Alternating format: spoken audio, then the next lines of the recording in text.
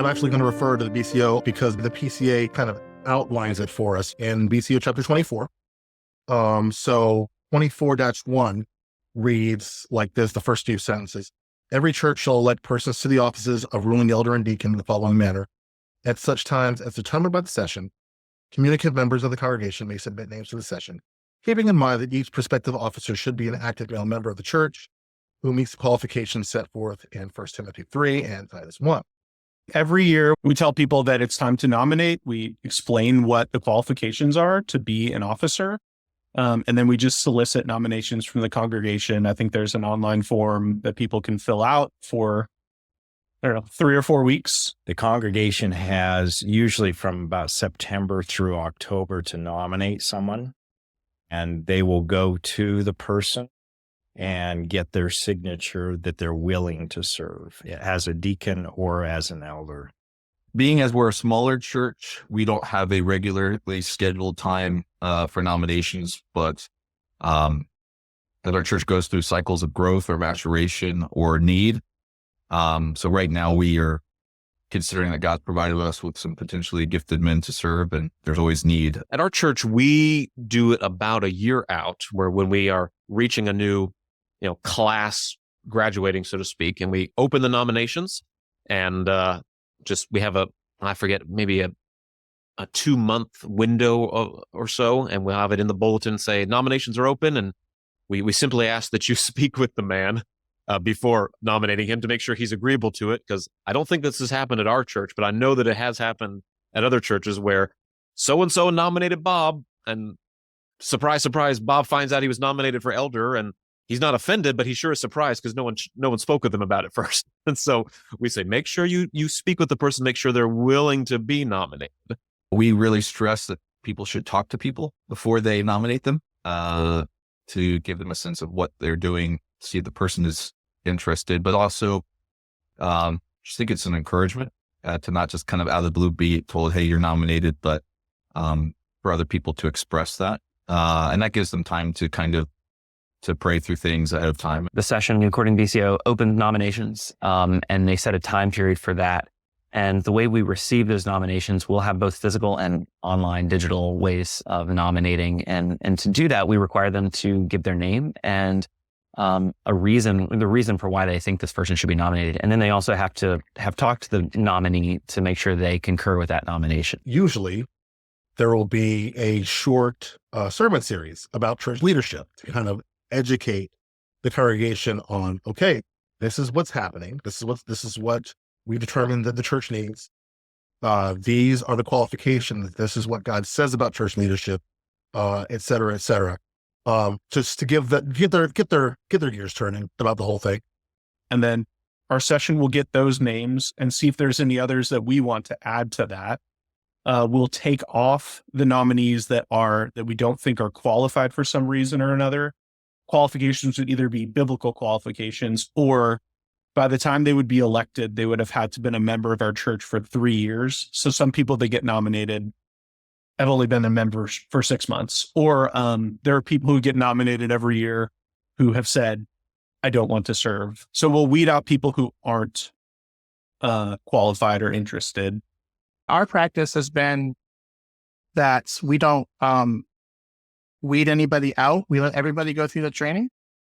And if they feel at the end of the training that the Lord is not calling to this, or they can't sign off on the Westminster standards or things like that, we certainly, have a conversation, but allow them to step down. And then if there are any character issues that we've seen over time that might preclude someone from being an officer, we might bring those up and might not recommend them to the congregation. But in all honesty, we really try, and if the congregation has nominated someone, to do our best to train that person in our standards and see where the Lord takes them. I really love what our new pastor's vision is. And this is kind of what I take too, is I think character is really important.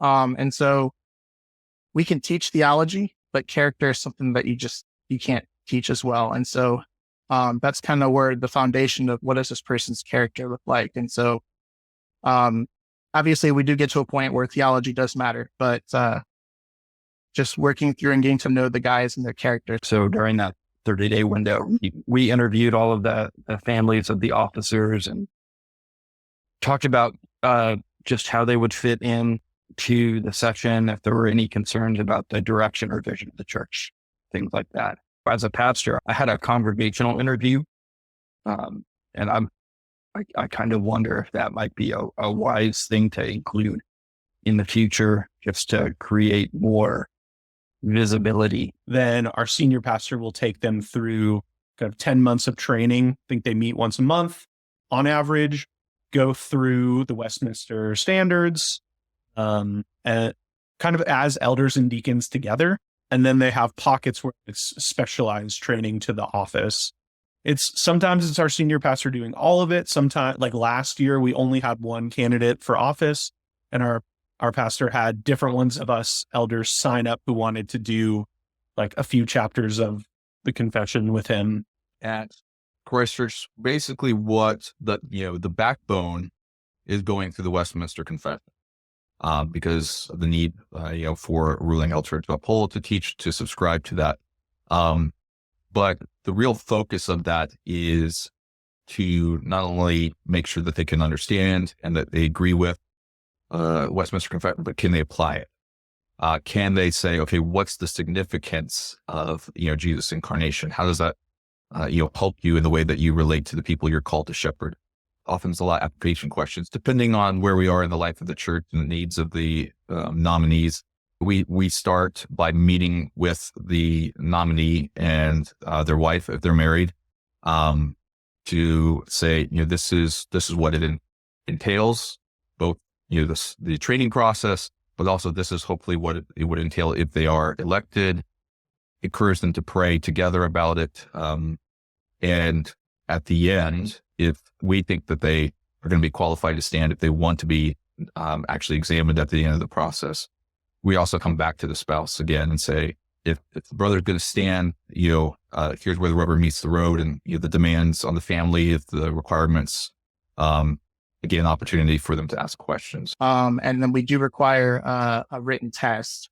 And then obviously an interview at the session where we talk more about the character. If the candidate is married, we invite their spouse in as well to the interview, just to kind of get their take. When I went through it, the guys who were nominated and wanted to go through it, we would get together every Saturday morning, and the pastor would take us through a syllabus on Westminster Confession and Bible and BCO and the duties of the office and things like that. And part of it also was we would occasionally go to Presbytery meetings as prospective elders and just kind of see, is this something we really want to get into? Things like that. It's not a quick process. It shouldn't be a quick process. We do officer training, deacon training, elder training, walk through the confession, the catechisms, walk through the BCO, and give these men good and thorough training. And then when they get to the end of that process, the session will interview each of them individually and see if they're ready to stand for election. Or if they are not ready to stand for election, that's fine. Or some of them go through the process and they withdraw of their own accord, and they realize, I was willing to stand for election, but now that I know all the responsibilities, I don't know that I'm quite adequately prepared to take this on just now. So maybe I'll stand for election at a later time, and that's fine. After training, the men will go and be examined by the session. Our session only does oral exams. They don't do written exams, which may be changing next go round. And they're required to state their differences with the Book of Church Order, and then our session will rule on them just as a presbytery would for teaching elders. So our session operates in the same way that a presbytery would with teaching elders there. There's a long, intense, involved training before the vote is taken. We don't take it lightly. They undergo a training period. We've done different lengths of time based on the people nominated. For instance, this time, the ruling elder that was nominated had been nominated in the past and went through like a 6-month training.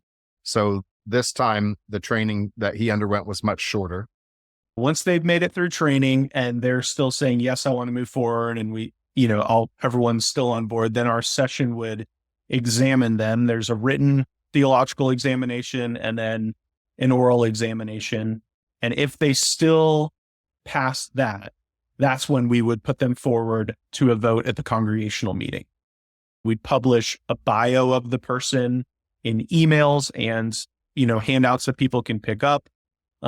We would often have 1 or 2 week kind of like open house sessions where people could stop in and ask the person, the nominee, questions and get to know them, so that at the congregational meeting, it's simply introducing the person. We do secret or private ballot. And so we'll have a couple ushers that we've pre-asked, hey, just would you mind passing out the ballots? So we'll get through the worship service. And then after the benediction, we'll call the congregational meeting to order, explain it in brief, and then have our ushers distribute the paper ballots. It's got the men's names printed on there, what office they're standing for, what class, so what year the years they would serve, and then yes, no, or abstain. Circle 1. If you're a communicant member in good standing, you can vote and circle the ballot, circle your choice on the ballot, fold it up, and then the ushers collect them. And then several men, usually our deacons and maybe our church treasurer or something like that, will just count up the ballots. We are one of the churches that has a voting age. I know right now that's something that's being discussed. We do secret ballots at a congregational meeting, and there's a ballot with each of the candidates, and they'll vote yes or no for each candidate. We do ballot. And so we'll have a meeting of the congregation, and we would have all the names on the ballot, and they can, they have to sign their names, but it's a secret ballot, and they get to put down who they want.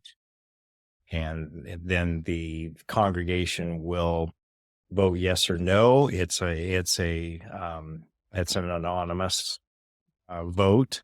And if they get a majority, then they would be elected. If they had a number of no votes, then we would probably sit down with that person and consider whether they should be serve as even if it's 95% of the vote, we would be hesitant if it was only 90 or 95%. We haven't had a strong minority of opposing votes yet, but if we did, we might just table the announcement of the tally to kind of talk with people. You say, hey, we have a couple of abstentions or no votes, and we'd like to pursue that a little bit more. So please reach out to us, and